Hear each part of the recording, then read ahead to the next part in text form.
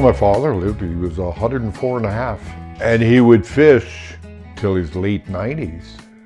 He wasn't a guy that was doing the heaviest work, but he went out there and he fished with my brother. I remember him still lifting these big pans of smelts and moving them along.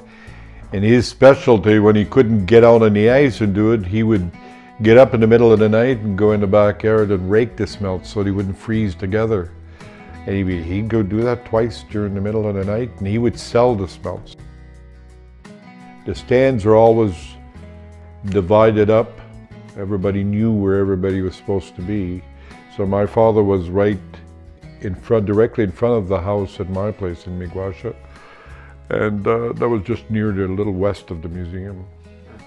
Fishing was like a tradition, part of the culture. Like on the Gaspé Coast, you had the fishing and working in the woods, and some people had a bit of farming. So it was a big part of the culture. And at the same time, it was a part of, it wasn't just a pastime. At the same time, you made it into a means of getting a few dollars to eat, to buy something. If we wouldn't have had that a lot of times in the wintertime, like a lot of families around are wondering what we, you know, what he would sometimes be puzzled, but luckily he'd fill his car with smelts, go peddle them around the area, stop at every door, knock, sell them back then. I remember at the beginning he was selling them for 20 cents a pound, and but it was a very important part of our family.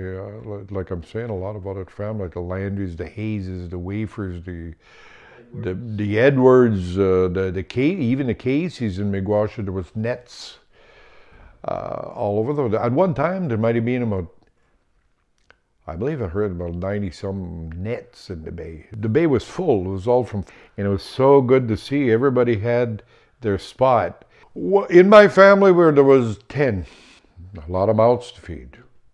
I can name them all off. Rodney, Percy, Mervyn, Alvin, Alan, Norman, Vincent, Dennis, Mona, Susie.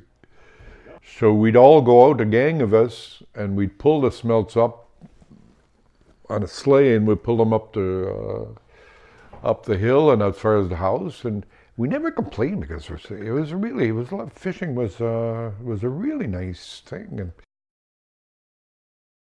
Nous, les ancêtres Wafer, on est dans une petite anse à Pointe-Florent, et nos voisins d'à côté des terres Wafer étaient la famille Bailey. Et dans les années 80, le dernier est décédé, et mon père et ma sœur sont mis ensemble pour acheter le domaine. Et sur le domaine, on retrouvait le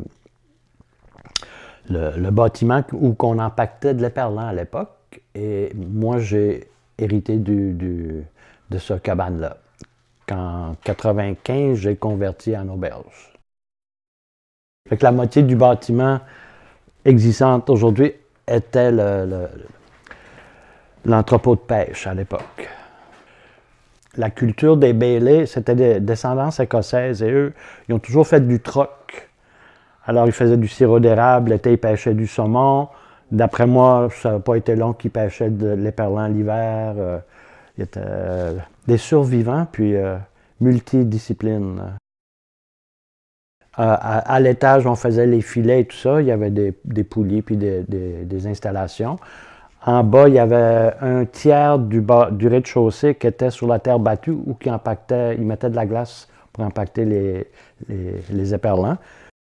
Il y avait des petites boîtes en cèdre qui empaquetaient l'éperlan, puis des stencils, puis un de leurs centres de distribution, c'était Fulton Market à New York. Quelque chose qui appartient au territoire, là, Escuminac, Miguasha, on est reconnu pour l'éperlan, puis on voulait quelque chose pour mettre ça en valeur.